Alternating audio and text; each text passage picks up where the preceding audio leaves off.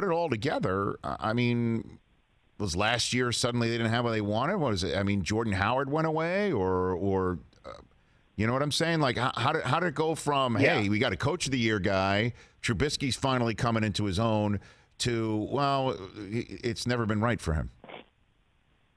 So 2018's offense was very simple. It was kind of the football 101 version of Matt Nagy's scheme. And I think, and I don't want to overstate the success Mitch had in it, because he was about a league average quarterback in 2018. But Matt Nagy then tried to build on that by saying, okay, we got this guy who's, you know, sort of league average here. Let's try to take him to the next level. Let's start to expand this offense. You know, when Matt Nagy left Kansas City, Alex Smith was running essentially the football 505 version of it. So let's just take it up to 202 and see how he does. And I think that jump in complexity in the offense scrambled a lot of what Mitch was able to do. I mean, he never took off and ran last year. He was trying to do something that he wasn't. He was trying to be a guy that he wasn't. He never looked like he was playing loose really until the Dallas game in December, and then that, you know, kind of went away quickly when they went up to Green Bay a week later.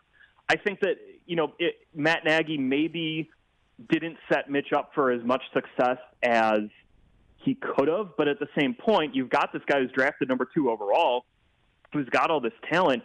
You can't just keep running a very simple offense that defensive coordinators are able to figure out pretty quickly and easily. You've got to try to expand it.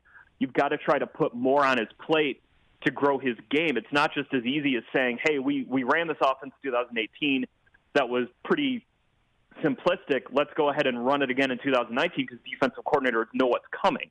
So you've got to try to add these new wrinkles, and I don't think Mitch handled those new wrinkles very well. The other aspect that I do want to give some credence to is that their tight end play was absolutely awful last year. Dreadful. They got nothing out of their tight ends. Right.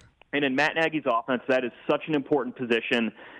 You know, if you look at Kansas City with Travis Kelce, Philadelphia with Zach Ertz and Dallas Goedert, this type of offense needs good tight end play. The Bears got absolutely none of it last year. That also impacted Mitch's play last year. Is that why they're having like a Bachelor-type setup for a tight end right now? It seems like that they're having a reality show right now. There's 10 of them. I don't think Adam Shaheen's going to be getting a rose when it comes to the tight end play. But look, you know, they've gone out and they've tried to address that position. I don't know if they've addressed it as well as they could have. You know, especially when you look at the Jimmy Graham signing and his decline in Green Bay. But I like Cole Kmet a lot. He's great. I had a chance to catch up with Chip Long, who was his offensive coordinator at Notre Dame, and he said that this guy is the real deal in terms of his skill set, what he can do in terms of the blocking upside, what he can do in terms of his pass-catching upside. And the way that Chip explained it to me is that this guy's his focus at Notre Dame was not just on football. It was on baseball, academics, and football. Now you're getting a guy who's only going to be focused on one thing, and that's being the best tight end he can possibly be in the NFL.